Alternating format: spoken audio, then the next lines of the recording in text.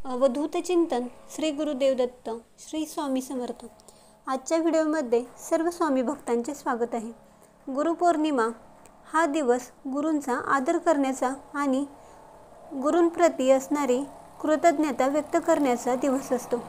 या दिवशी गुरूंची पूजा केली जाते, गुरूंकडून आशीर्वाद घेतला जातो।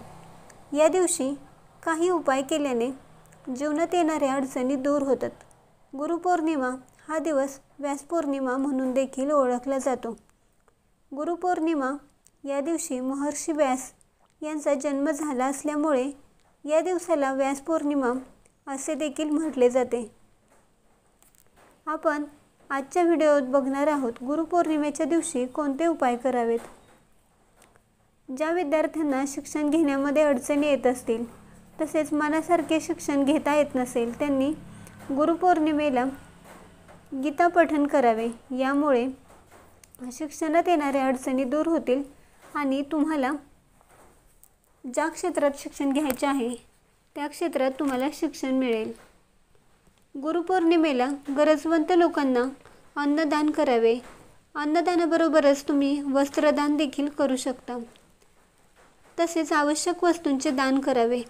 दान केल्याने घरात सुख समृद्धी येते आणि कोणत्याच गोष्टीची कमी येत नाही।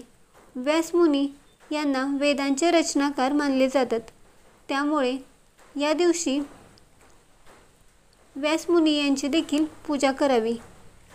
ज्यांना आध्यात्मिक प्रगती करायची असेल त्यांनी या दिवशी व्रत करावे। गुरुपौर्णिमेच्या दिवशी व्रत केल्याने त्यांची आध्यात्मिक प्रगती सुधारते। गुरुपौर्णिमेच्या दिवशी आपल्या गुरूंचा तसेच देवांचा आशीर्वाद घ्यावा। आपल्या गुरूंना मिठाई आणि भेटवस्तू द्यावेत आणि त्यांचा आशीर्वाद घ्यावा। गुरुपौर्णिमेच्या दिवशी भगवान विष्णूंची सेवा करावी आणि सत्यनारायणाची कथा ऐकावी।